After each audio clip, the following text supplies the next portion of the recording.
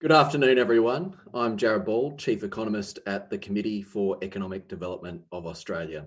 It's my pleasure to welcome you to CEDA's Economic Update live stream today.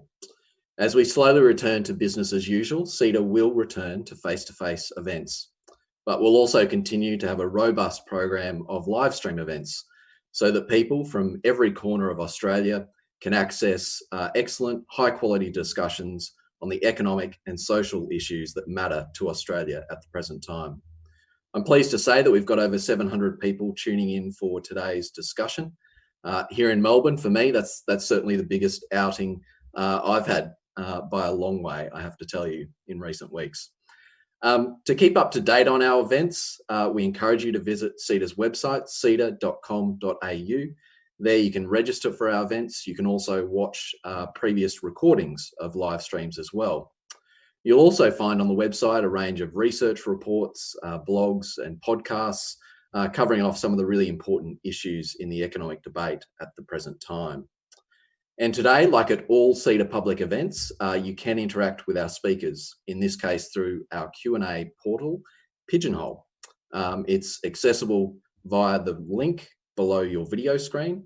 And if not, you can go to the website, ceda.pigeonhole.at, and use the passcode, all capitals AusEcon, AUSECON. You'll also find there a poll question today, which asks about the priorities that we should have for economic recovery. So as well as putting your questions in for our speakers, make sure you get in there and respond to that poll. If you're feeling particularly brave, jump on Twitter, get into the conversation there. You can use, again, that hashtag AusEcon and make sure you tag CEDA, CEDA_news. CEDA does acknowledge that today and every day we are on Aboriginal land. We're committed to recognition and reconciliation, and we respect elders and we support their stated aspirations. Well, into the conversation for today. It's now just over a month since the federal government handed down its economic and fiscal update. And you'd have to say that update offered a pretty bleak assessment of the economy, which has only deteriorated further as Victoria has bunkered down, our state borders remain closed, and confidence starts to take a bit of a beating across the board once again. Fortunately for us, we do have a terrific panel here today to offer a range of perspectives on where the economy's at and the pathway to recovery. Our speakers today are Alan Oster, Group Chief Economist at National Australia Bank, who I'm sure will be familiar to most people tuning in today. We've also got Liz Ritchie, the Chief Executive Officer at the Regional Australia Institute, and Mark Thirlwell from the Australian Institute of Company Directors, where he is the Chief Economist. I won't read their bios, they're on the website. Feel free to have a look at those at your leisure. We're going to hear from each of our speakers, and then we're going to have about 30 minutes of question and answer. So please, as I said, get on Pigeonhole, get your questions ready so that we can have some good questions for our panel. Without further ado, I'd like to hand over to the first speaker, Alan Oster. Thanks, Jared. I think we've got 10 minutes, so this is really big picture. I think basically Australia has done really well on the virus relative to offshore, and the recessions that we're having at present are really a recession that has been caused by closing down parts of the economy to try and beat the virus. So if you look at some of the falls that you've seen in the second quarter GDP numbers in the major economies, they go up to 20% down in the quarter. That's in the UK, something like 9.5 for the US. Europe's about 12, and Australia, we think, is about 6. Now, what's different about this slowdown or recession is we know exactly when it happened. So back in the days when I used to be in Federal Treasury, in the 1990s, it took us 6 months to realise we had a recession. This one basically occurred at the back end of March and April, as they essentially closed down the economy. You saw very large falls in April. So we saw 10% capacity utilisation go out of the economy in a month. And we've never seen more than about 3 or 4 go out in the past. We also saw massive falls in employment. So the all-time record in Australia in the last, well, since the ABS data has been going, was about 70,000 jobs in a month.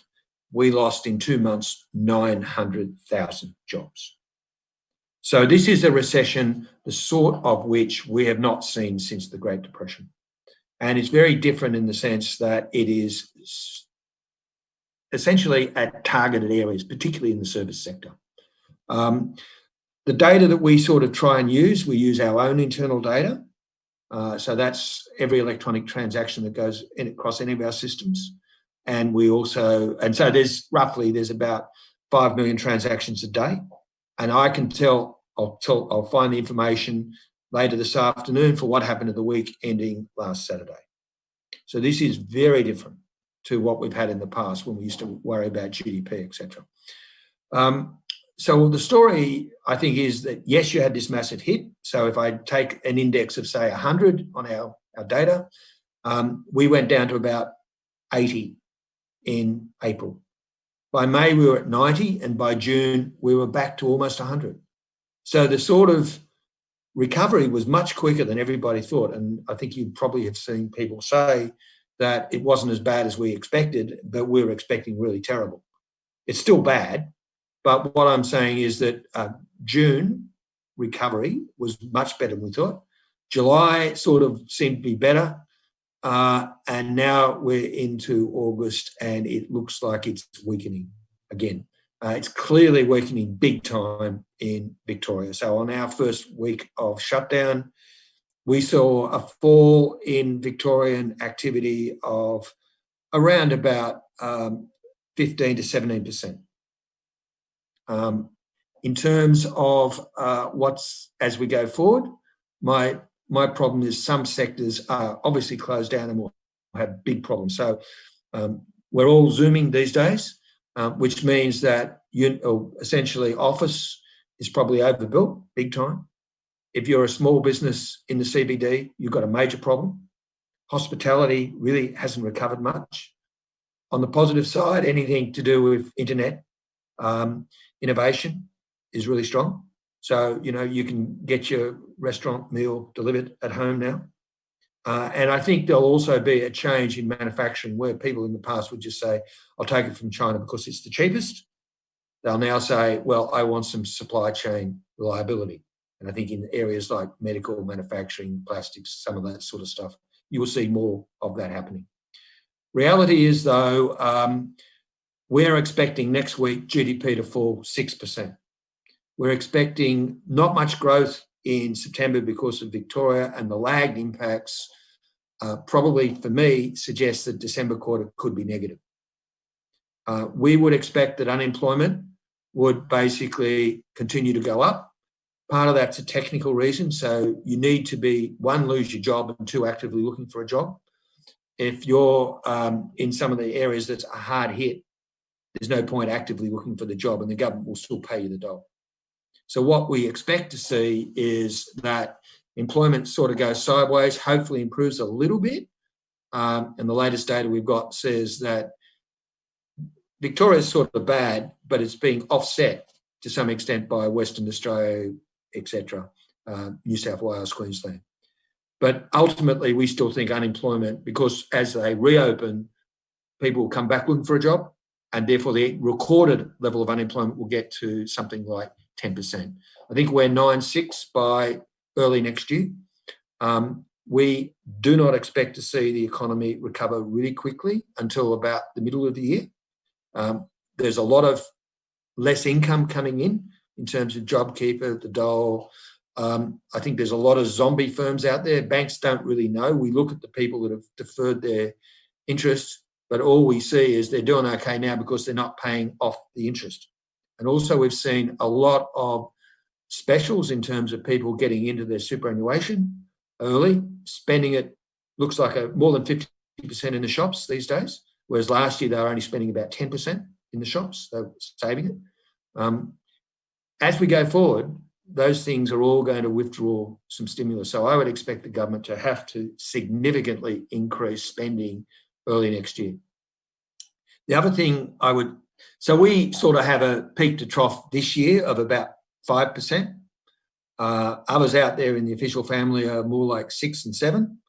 We then have a 3% increase through the course of next year, but essentially doesn't start until the middle of the year. And unemployment stays really high. I think it's really important to differentiate between what I might call V's in growth and U's in levels. So yes, you get a big fall, and yes, you get a big increase, but if you've got the same level of fall as increase, you're actually behind where you started. And so we don't think in level terms that you're essentially going to get back to where we were in 2019, which wasn't great, until about 2023. We're also seeing big structural change in terms of population growth, where it was previously 1.5%, now it's 0.7. To give people some context, the best I can see, the last time we had a 0.7 in population growth was 1917, during the World War I. So that has clear implications for house prices that we think are probably going to go 10 to 15% down, worse for commercial property. So I can sort of make a pretty nasty situation in terms of our forecasts, and we're not trying to kid anybody. It's happened, we're now dealing with it. I think as the medium term, Australia still looks good. Okay, China might be playing political games in wine and Bali and things like that, but they need our iron ore and coal. And in the medium term, I think there's a lot of countries that Australia can basically turn to include their trade in a bigger sense. So any of the Asian economies, so think Japan, Korea, think India, maybe some of Europe as well. And all that is, I think, encouraging. I'm assuming that we're going to start reopening states by Christmas, I hope. And I'm not assuming that we're reopening the international borders until at least this time next year. And so those are important dynamics about which parts of the economy are basically going to perform or not. So I'm, in the medium term, quite optimistic. But the reality is, in the near term, you've got to just face that you've just had the worst recession we've ever had in any of our lifetimes. And it's not going to look pleasant. And nobody's going to get much of a pay rise. Inflation's going to be really low, and you've got to spend more money. Fiscal policy is what it's at. Monetary policy, a senior member of the Reserve Bank said to me recently, the problem with playing with interest rates is you've got a water pistol and you're trying to put out a bushfire. So I don't expect to see monetary policy to do much. I'm hoping you see a lot more spending to get us through the bad situation we're in, because unemployment is, to me, the thing that matters. And in this sort of world, with lower levels of activity, no one's going to be investing much, no one's going to be employing a lot. And so unemployment, in 2 to 3 years' time, our unemployment rate's still got a 7 in front of it. And I think the government's more negative than I am. So I might stop there. I don't want to ruin everybody's lunch. Liz can tell me about how good regional Australia is, because it is. Well, thank you, Alan, and good afternoon, ladies and gentlemen. It's wonderful to be back on the CEDA stage and to have the chance to present on such an important topic. There is no doubt that the pandemic and the various jurisdictional closures has had a massive impact on Australia socially and economically. And as Alan has just pointed out, we are looking at a relatively long and slow recovery. Severe at the national scale, the impact has been dramatically different across our country. Some regions have fallen into a deep hole, while others have barely been affected. But the takeout message from my presentation today is the impact on the regions is divergent. And by that, I mean it's vast and varied. It can be hard to get a grip on just how varied the impact has been. So I'd like to give you a few examples. A good litmus is the number of businesses that have registered for JobKeeper. Nationally, around 1/3 of businesses are using JobKeeper, but this varies enormously across the country. In some of our inland agricultural and mining communities, this rate is less than 10%. While in our hospitality and tourism hotspots, it can be well over 60%. JobKeeper has been a lifeline for communities such as Byron Bay, Apollo Bay, and Margaret River, where over 60% of businesses are tapped into the program. It's a vital link to keeping incomes flowing in those communities. Unemployment is another litmus, and it too varies enormously. Regions like Mandurah and Coffs Harbour have seen unemployment rates more than double to 15, 16% in the last 6 months, while other regions like the Murray in New South Wales and southwest Victoria have seen unemployment rates stable or falling. So undoubtedly we know regions will play a key role in navigating this recession. Job vacancy growth rates are still better in some regions than in capital cities. And in a handful of regions, advertised vacancy numbers were indeed higher in July this year than in July last year. For example, in Western New South Wales and South Australia's Southeast Peninsula. So there is some good news around and signs of employment growth in some regions. But on the other side of the COVID coin are the places where things are really tough.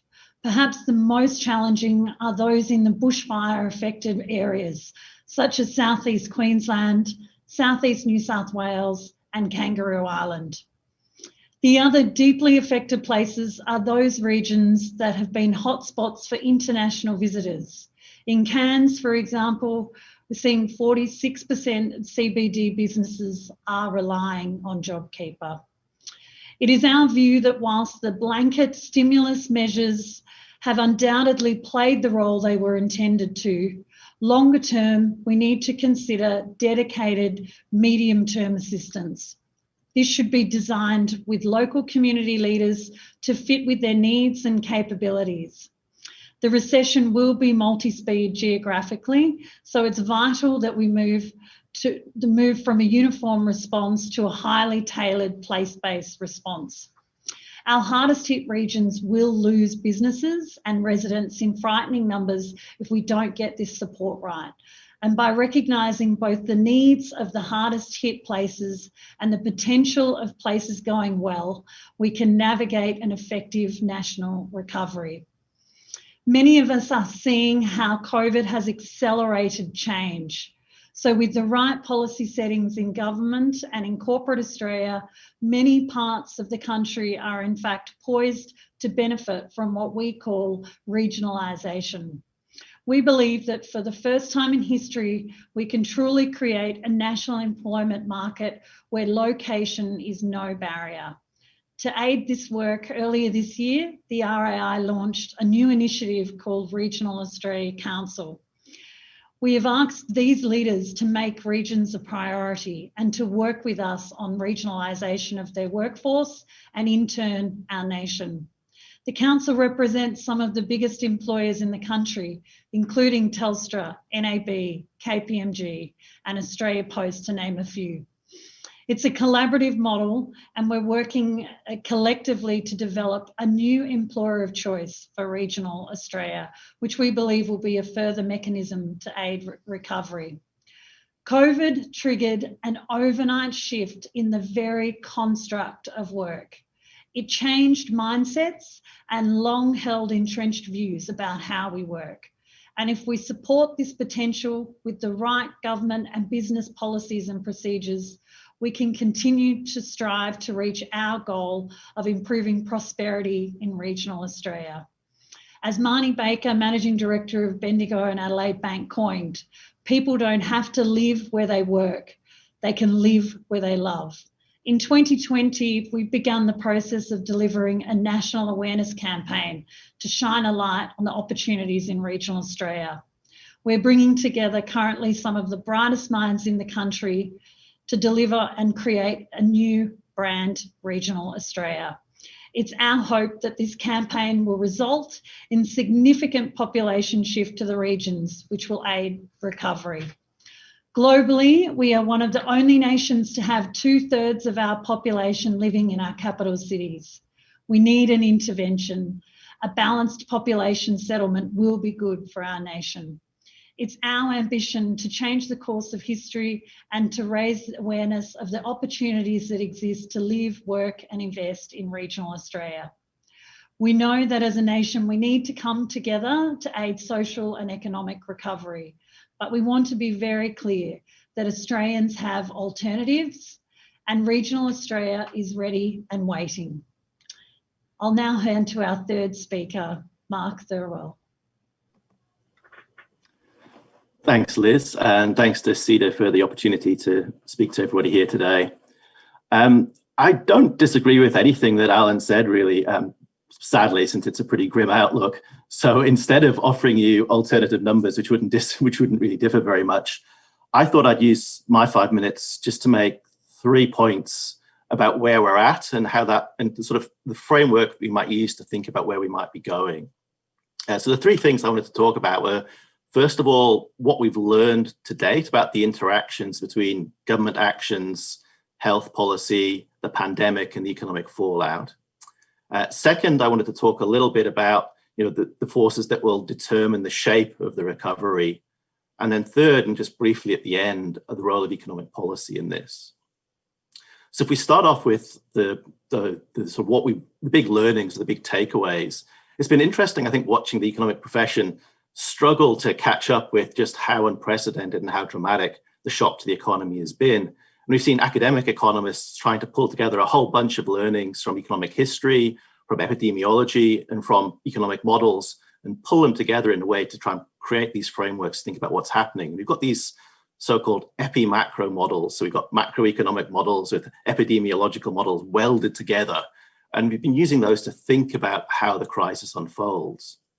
One of the big insights, I think, from these is that you've got a series of interactions going on, and you can't just focus on one, but you need to think about all 3. And those interactions include, first of all, there's the public health decision on the part of governments, and that's most obviously been reflected in the decisions to lock down vast swathes of economic activity. But then second, and I think it's really important to remember that there's also personal decisions going on here too. So individuals are making decisions about what they should do in terms of consumption and saving, in terms of their own ability, where they can, where government allows them to do so, to supply labour into the workforce. So you've got the power of the state at one level, but you've also got the power of choice in the other.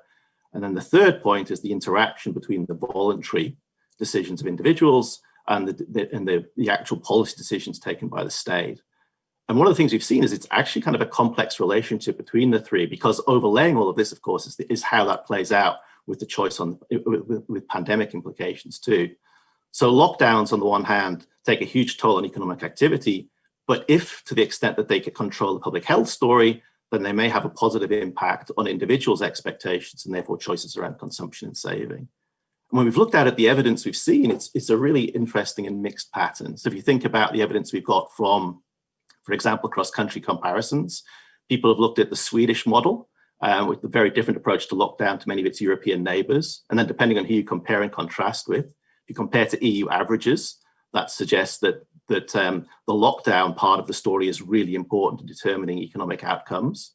But if you compare with Scandinavian neighbours, Denmark, Norway, Finland, for example, then it suggests that the voluntary story, people's responses and behaviour, is also really critical in determining economic outcomes. You can run similar experiments, and people have done this across United States states, where different lockdowns and different periods of opening and different policy responses, you can correlate those with different responses in terms of economic activity. And here in Australia, of course, with very different health outcomes and lockdown measures across states, we're seeing the same actions play out. And what that means is when you try and forecast where this is taking you, you've got these 3 kind of key interactions that you need to take into account. First and most obvious, you've got the track of the pandemic itself. You're making guesses about when it's under control, when it's going to spike out, and ultimately at the end of it, will there be a vaccine or not? Second, you've got to make estimates or guesses about government reactions. How widespread will lockdowns be? How long will they last for? What will the tolerance of governments be for the economic pain that's involved? How long will those last for too? And then third and finally, you've got to factor in the decisions that people are taking about their own choices over whether they're going to consume, whether they're going to ramp up precautionary savings, and to the extent that it's under their own control, their own choice about supplying labour. And I think the big three swings in those three factors means that's one of the reasons that when you look at consensus forecasts and forecasts for where the world's been going over this period, you've seen great big revisions week to week, month to month, partly because we're, as I said, we're hostage to the pandemic, but also where it's hostage to how people respond to them. And that means I think that the confidence intervals around all of our forecasts still need to be incredibly wide at this point. We still don't quite know as we enter into this, and Victoria's been a demonstration, how this will still all play out. The second point I wanted to talk about was the shape of the recovery. And obviously that first story really influences this. But again, if you think about the drivers here, I think there are four. The first and most obvious one is the direct economic lockdown story. And that, if you like, that's where I think a lot of the projections about V-shaped style recoveries come from. And I take Alan's point, which is a really important one about the distinction between growth rates and levels here. But to the extent that you can get quick reversals in government lockdown, government policy, then that gives you at least the initial part of the story. And we've seen this again across a whole bunch of economies in terms of data. You can get quite big and rapid snapbacks in activity as physical restraints on activity, physical restraints on business are lifted. So you see that first part of the story play out quite quickly and mechanically. But then you've got three other parts of the story. The second one, again, going back to those economic models, is consumer uncertainty and business uncertainty. That's the uncertainty in the short term around the pandemic and government response, but also in the medium and the longer term around what are the longer term implications for this. That's a drag that plays both in the short term implications, but also in the longer term too, and that counteracts any V-style bounce back. Third impact you've got to think about here is the impact of scarring or damage. So for example, the longer that people are out of work, the longer they're unemployed, the more likely it is that they're going to stay unemployed over the longer term. And this idea of hysteresis or path dependence. So that again pushes you against the idea that you'll get a V-shaped recovery. And then the fourth and final part of the puzzle is what about the structural shifts over the medium term? And again, at this point, we don't know, but we know that to some extent that they're going to be changes in the distribution of employment. There'll be permanent as a result of this. There're going to be changes in the distribution of businesses, and they're going to be changes in the nature of economic activity, both in Australia and across the global economy. And again, that's an impediment to investment decisions on the part of firms as they try and come to grips with, well, what will those structural changes mean? And again, that pushes you away, I think, from that V-shaped recovery. So you have one factor pushing you towards it, but three suggesting that it's actually a much slower, more gradual process of recovery. And that brings me to my third and final point, which is the role of policy. Because you have all of that uncertainty, because you have those big headwinds, and because we know that policy has played a huge part in the initial part of the crisis through the lockdowns, policy is critical. And the last thing I wanted to leave you with here is, how will policy evolve in response to this? If you think about the global financial crisis, we saw two different stories about policy evolution, one on the fiscal side and one on the monetary side. On the fiscal side, we saw a brief Keynesian moment for about a year. We had something like global Keynesianism, lots of fiscal stimulus, trying to drive a quick recovery. But after about a year, that went into sharp reverse and we had a return to austerity. With the benefit of hindsight, a lot of it looked premature. But we also saw a radical change on the monetary policy side of the equation. We saw central banks adopt large-scale quantitative easing. We saw several central banks adopt negative interest rates. And those policy tools are now part of the policy toolkit. So they did a long-lasting change in the policy framework as a result of that. I think where we are now is we're in a similar position, except this time the focus is much more on fiscal policy.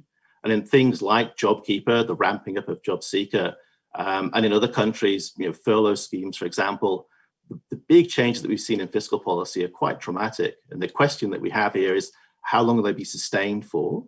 And how much support will they continue to give? Are we going to have a GFC-like retrenchment, which could be quick and pull the rug out of the recovery?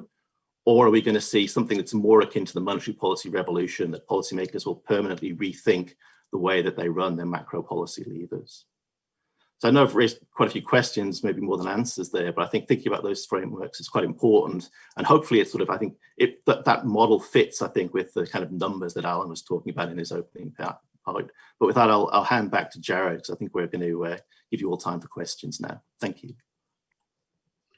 Thank you for that, Mark. I think Alan's job is, particularly around forecasting, is getting much more difficult.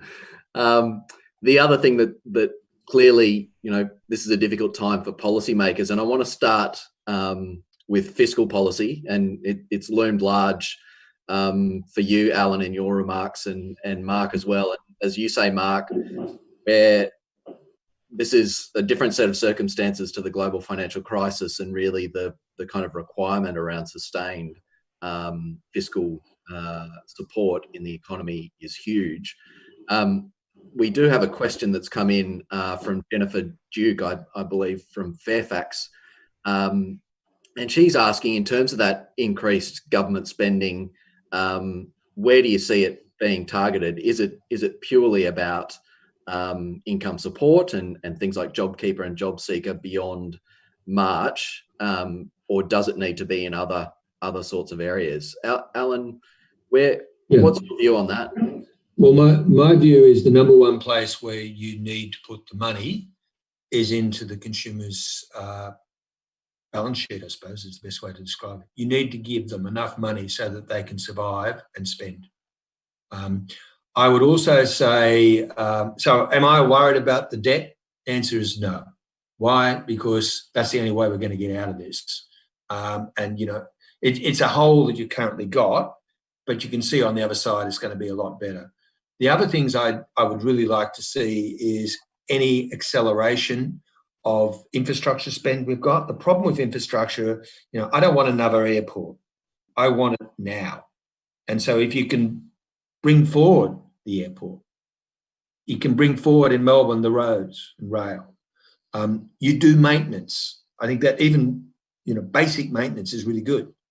And then when you get into policy, and maybe this is structural policy and getting a bit harder, anything you can do that actually improves productivity and the innovation that we're seeing in some sectors under stress is really worth doing. Now, the problem I have with the structural policy is that starts to break down in terms of political bipartisanship. So if the government came out and said, oh, we're going to change work choices and things like that, I just think that's not going to work. But I do want them to basically spend the money, keep the economy ticking over, don't withdraw it in a hurry. I think the GFC thing was a good example of withdrawing it in a hurry and then we all paid for it. I don't really see monetary policy playing much of a role. And just a last thing on the size of the debt, we're one of the few countries in the world that actually can spend money because we started from debt ratios of 16, 18% of GDP. The rest of the world was starting from 90%. And if we've spent 10% of GDP and maybe our debt ratio goes out to 30 or 40, everybody else spent the same. I mean, in the US, they've already spent 10% of GDP and now they're having a fight about whether they spend another trillion or another 3 trillion. Now, I know the US is a big economy, but $1 trillion is still a lot of money. And so for me, I think you just got to keep going. And, you've got to see that the level of unemployment is going to be really awful for a really long time. And you've got to help. And Alan, if I could just follow up on one particular aspect of that, and the notion around putting more money in consumers' hands, is there's obviously a lot of debate and discussion at the moment around a permanent increase to the level of the JobSeeker payment. Is that one of the more effective channels for getting money into the economy at the moment? It is, in the sense that people are taking it. And also, I don't like the early withdrawal of super from a policy point of view, but it does look from our data that people are taking it out and spending it. And so I think that's an interesting way to see how super's been used. It hasn't, despite what you read in the papers, been taken out by people and used it on online gambling. That is not true. The other thing I think is probably going to happen is come October, when we get our budget, I would hope that they bring forward personal tax cuts big time. I'm not so worried about business tax cuts, and we can go into the arguments about that in a minute, but the business tax cuts effectively actually increase personal tax in Australia because of the gap between imputation and what the top marginal tax rate is. But it does help in terms of capital inflow coming in. But that's not really the point at present. So for me, I think it's, yes, you keep the support going, and secondly, you try and give them more money through the tax system. But anything else you can do that produces better outcomes in the medium term is really good. And I think the old idea of don't waste a crisis is important, because come the other side, a lot of people want to say, will say, really like the way Australia handled that, and they're still attached to Asia. Forget about China, they're attached to Korea, Japan, India, etc., etc. Liz, I might come to you on this one as well, because obviously, you've touched on the regional dimensions of economic recovery and the fact that, it is varied and different. Alan's touched on the fact that the outlook is different across different states. What do you want to see from fiscal policy specifically, but policy more broadly, in terms of getting that kind of varied approach to the different speeds of recovery and challenges that we're going to see across different parts of Australia? Thanks, Jared. So I guess as I mentioned in my speech, we were very supportive of the stimulus measures and that they played an appropriate role. But as we move through this recovery, we think it's really important that there's targeted expenditure in those places that need it most. So really a place-based stimulus that will be required at the consumer level, but also importantly, there's particular sectors, and of course Alan talked about the services sector, but the tourism sector is also one that we know will need additional support. So we would support that more targeted place-based approach, and we'd love to see that from government. I think more broadly, I would also agree in the future in infrastructure spend, and that anything that we can get moving now, we should. But we should not only think short term, we should use this crisis as an opportunity to think long term about some infrastructure investment which will aid our nation for decades to come. And when we talk about this, we'd like to see significant investment in digital connectivity and infrastructure like transport. We'd also like to see investment in what we call soft infrastructure. So this is really targeting the need to lift skills and capabilities to ensure that these regions that have been hardest hit can navigate this recovery appropriately. Mark, I might come to you. Just, unfair question at the end of all of this, and in your kind of general theme of, the bigger picture strategic focus. Given all of this, do we have the right capability and focus on fiscal policy in terms of the channels that we use and where it will go? Particularly, I think also as we talk a lot about infrastructure and, the fact that infrastructure is not necessarily going to provide the jobs in the areas where they're currently missing. Where do you see any kind of evolution in fiscal policy coming out of this crisis? It'll be very disappointing if there isn't. I mean, so far you'd have to say that the signs are good. We've seen, in the case of JobKeeper, for example, quite rapid and quite radical innovation on the fiscal policy front. So we clearly can do it, and I think crises are a great time to spur on not only, I think, where people rethink their orthodoxies, but they're also much more prepared to experiment than they would be in normal times. And you'd hope that one of the takeaways from this is that actually experimentation and the ability to adopt new policies and new approaches could pay off significantly. So I think there's reason for some hope on that. The note of caution is that we've seen that in the past, and then kind of old orthodoxies have a natural gravitational pull and can reassert themselves. So we'll have to watch how that plays out.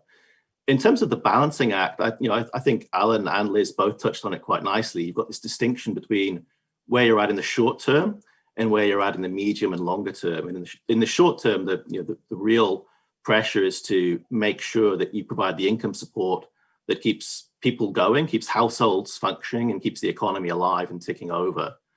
I think the role both of things like the coronavirus supplement to job seeker and of course the JobKeeper package were critically important there. JobKeeper also has this other really important factor of maintaining people with their connectivity to employers. And we know again that one of the big problems when you've seen prolonged recessions is dysfunctionality in the labor market. And JobKeeper looks like a good solution to some of that.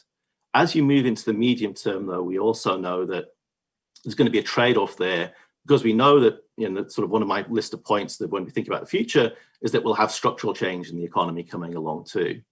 So at some point you want the labor market to start reallocating jobs. Now, to be clear, this isn't a short-term story. In the short term, if you've got very high levels of unemployment and underemployment, it doesn't make sense to be throwing everybody out into the labor market at the same time, give them a bit of training and say, okay, right, time for the labor market to smoothly reallocate you all into new jobs. But over time, you do need that reallocation process to start to happen. So at that point, you're going to need to see policy rebalance away from programs like JobKeeper towards a mix, I think, of continued income support. And I think that's where things like a permanent increase in job seeker does come in. As you move people off JobKeeper, you want to not take the income support element to the package of the economy away too quickly. But then you also have this medium-term trajectory about, well, how do you make sure that growth is built up in the medium term? I think there we have lots and lots of good ideas. The challenge there, I think, and Jared, I think this is one of the things that maybe you're referring to, is whether we make sure that we implement the right ones as opposed to just the pet projects or the ones that a particular interest group really likes or really manages to advance. So I think a combination of being quite bold in terms of infrastructure and medium-term plans to the economy and taking advantage of these incredibly low borrowing costs for government too is good. But you need to make sure at the same time you've got the policy framework in place to make sure that you're making the right choices, that you're investing that taxpayer money in the right place. Now, it's true, it's very cheap taxpayer money to borrow at the moment, but you still want it to be generating a positive social return. So you still want to make sure that you've got the policies in place that will make that work. Just one last point on this one. I think also we've learned, for example, that because we've discovered that in this new world order, monetary policy is much less effective than it used to be, fiscal policy is becoming much more important. Maybe that also means that we should spend a little bit more time thinking about whether we can make some of the way that fiscal policy has worked as a shock absorber this time a more automatic process. So I'd say, luckily, I think this time we had a really effective policy response. It might be nice to the extent that we can, to automate some of that policy response too. So we enhance some of the fiscal shock absorbers, particularly if the monetary policy shock absorbers aren't going to be what they used to be. Thanks, Mark. I should update people on the poll here, and I'm gonna plug Alan here and his forecasting skills, because before we came on, he said the only thing that matters is jobs, and so we've asked what should be the priorities for Australia's economic recovery, and getting more Australians back into the workforce is 57.1%. of people have mentioned that. So Alan, even amidst these difficult times, your forecasts are still pretty good, I would say. Investing in infrastructure, 28.3%, and tax and regulatory reform to encourage private sector investment, 14.3%. We do have a question there, which I want to come to you on, Alan. You mentioned your optimism around the medium term, and particularly our links into some of the fastest growing areas in Asia. One person has made the observation, which I've also seen in the data, that certainly Chinese industrial production recovered quite quickly, and it was an area where you initially saw a V shape, certainly in the PM data. But consumer sentiment has obviously not been so quick to return. And their question is, what's the implication of this for Australia? Well, I think what you're seeing in China is you saw essentially industrial production, went down 20% sort of thing, and it's back up +5 through the year. But actual retail spend is still negative. And so what it sort of says to me is that the consumer is scared. The consumer sees this sort of event. The government's out there talking about 10% unemployment and higher, and then, even higher. It's not that, 90% of people have got a job. It's just that 90% of people are worried they might lose their job. And so it sort of says, if you see really high levels of unemployment, you're going to be very cautious in what you're going to spend your money. Just at present, you're spending the government's money, which is good. You're spending some of your own in super and selling assets.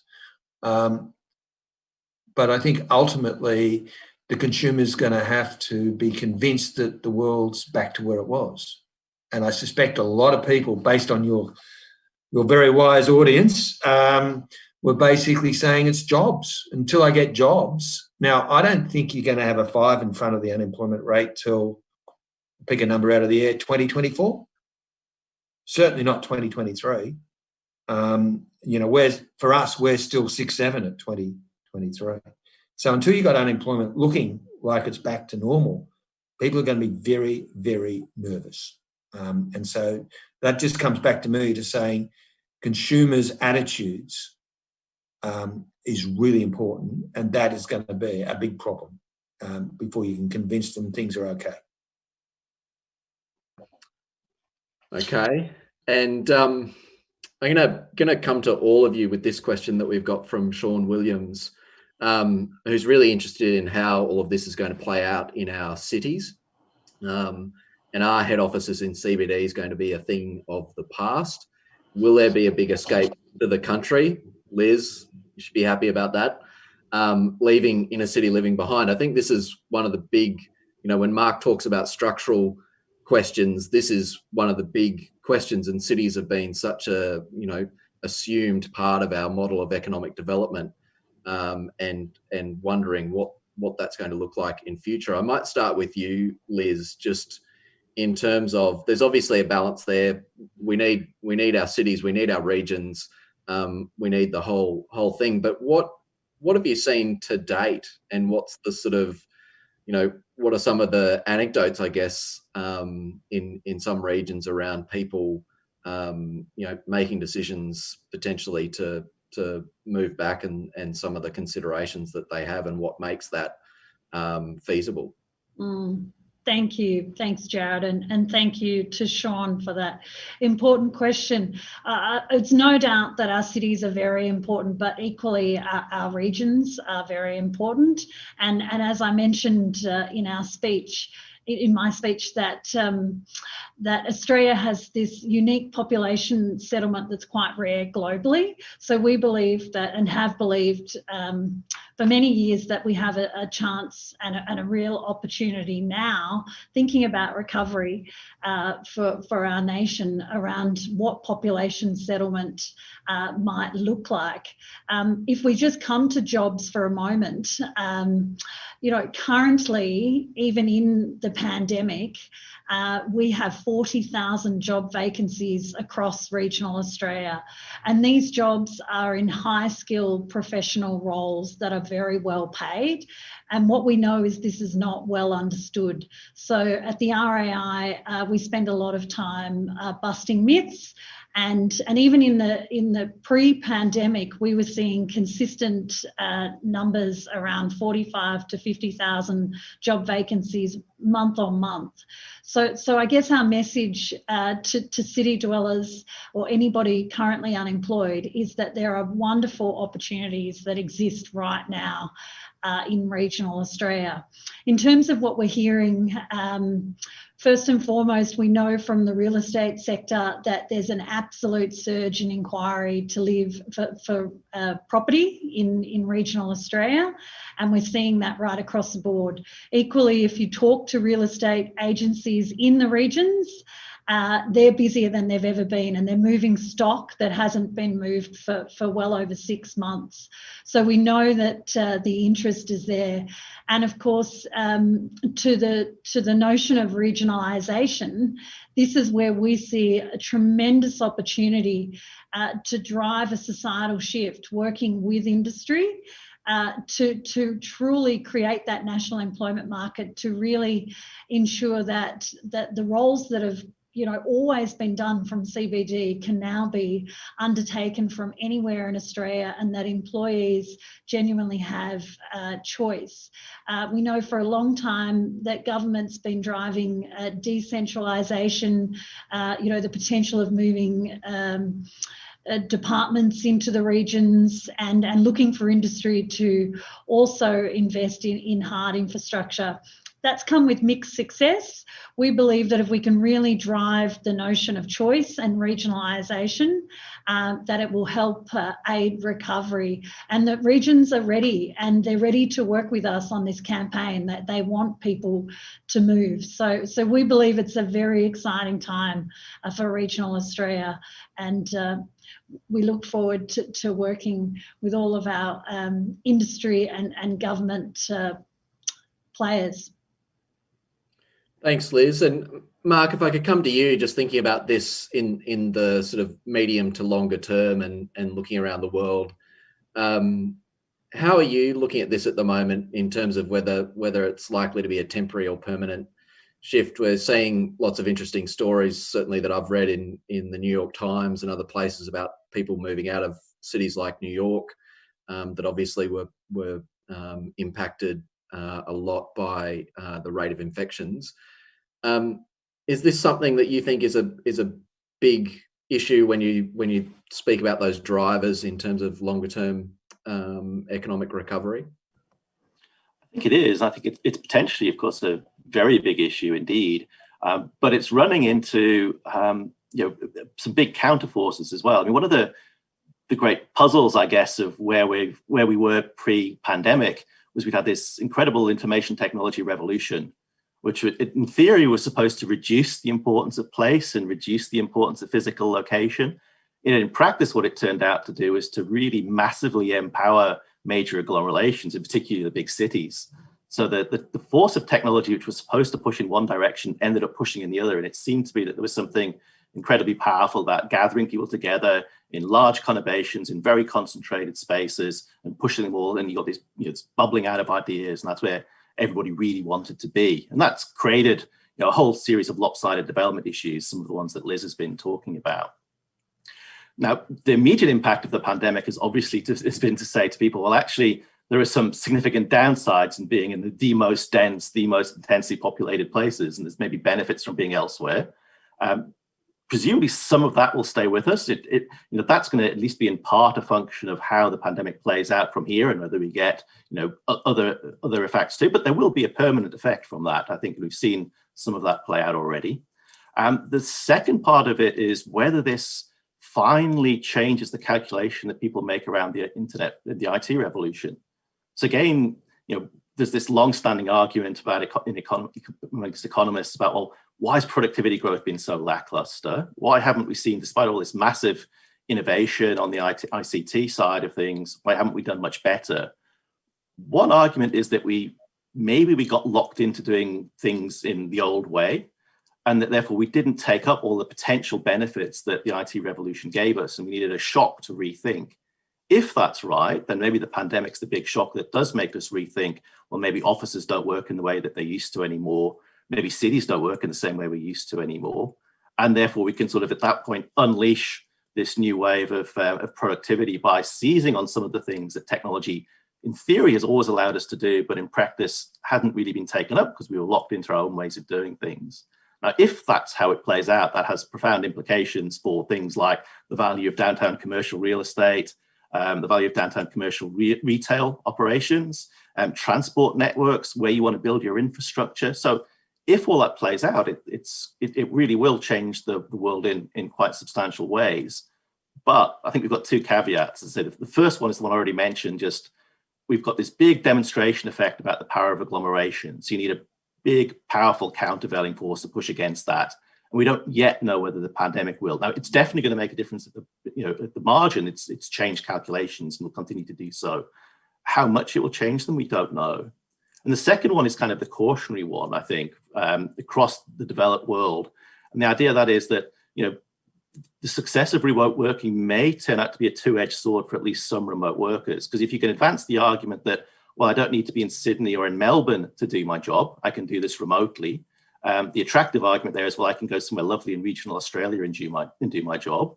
But employers might think, well, also that means that you don't need to be in Australia to do this job. You can be somewhere else. So it might lead to a new wave of outsourcing and offshoring as well. So that you have to also factor in that potential in terms of how that could change your labour market. Now, again, there are other forces that have come out of the pandemic, including some rethinking about globalization that might push against that. But that logic about, well, if place and location doesn't matter, if you take that to its logical extreme, then national borders aren't necessarily a constraint. So it might just be migration of jobs from cities to regions. It could be migration of jobs between countries too. And Alan, maybe if I could end with you on this one, and just joining up some of the comments and some of the comments that you made earlier, really alluding to the supply and demand forces in this area. And I think as economists, a lot of us obviously seeing that there'll be downward pressure on commercial rents. Obviously, the costs of things like congestion are now much lower. In the short term, that's all pretty bleak. But in the longer term, does that actually incentivize people to come back into cities? The fact that those two things have come down. What's your view in the short and longer term? Well, my general comment would be, if I need to spend some infrastructure, what I really need to make sure is you can actually work in the bush. You can see, I think that, if I'm in Melbourne, I'm quite happy to work in Ballarat and Bendigo. If I'm in Sydney, I'm quite happy to work in the Blue Mountains or something. And so I can see that will be attractive, and Liz will get some of her sort of objectives up. In terms of the short term, I think it's probably permanent in terms of the changes. NAB technology is always garbage, but somehow they loaded onto our machines just before we all got sent home something called Zscaler, which I've never heard of, but it works. So I can sit here and watch live internet screen or live screens out of living rooms. So I can effectively work just as well at home as what I could in work. I'd be more productive because, I start at 8:30 or 8 o'clock. I don't have an hour each way getting into town. So I think those are really important. I think it does cause some short-term real pain. So commercial property, we think, and it varies a little bit as to nationality. So if you're up in Asia and Korea and that, they're 80% back in the office. If you're in the UK and Australia, it's like 10. And whether that's going to change back to the Asian way of doing it, I'm not sure that's right. I just look at NAB and we've got 3 huge CBD offices. We're only operating out of 1. And so that sort of says to me that if I look at house prices, I can see house prices down another 12, 15%, particularly in the CBD. I can see commercial property, particularly office, already way over supply. And I feel very sorry for anyone who's got a small business who basically is in the CBD waiting for people to return, because they're not going to return. I think one other big issue is that the way we conduct some of our business. So a lot of people have talked a lot about retail sales is up, 12% from this time last year. Isn't that amazing? Online retail currently is up 50%, and later next week we'll put out the July numbers, and let's say they're going to be north of 60% up on this time last year. I think that's permanent. And I think that does have short-term problems. It might help in the medium term, but to do the medium-term thing, you've got to be able to, quote, satisfactorily work from home. And if you can get the infrastructure behind you, we can see generally from our customers that rural hubs have pretty good internet. Outside of them, they don't. And so that's always going to be an issue. Thank you, Alan. We've come to time, and just like in our face-to-face events, a key KPI for me is finishing them on time. I do want to thank everyone at the panel for their contributions. It's been a really interesting conversation, and time has flown as it always seems to. So thank you very much for that. Virtual applause, I'm sure, at the moment from those listening in. people can continue to post questions into the Pigeonhole portal for the next 15 minutes, and we'll look to get some responses out in our post-event email. That email will also include a link to the live stream and any presentations. In this case, there haven't been any, so that's fine. And also, not long to tune into our next live stream, which is actually tomorrow, on a new energy technology roadmap. And we've got speakers from AEMO, Clean Energy Finance Corporation, Siemens, and Star Scientific. So if that's an area that interests you, please get along to that. In the meantime, keep your eyes peeled on the CEDA website and social media to stay up to date with what we're doing. And please stay safe and well. Thank you very much.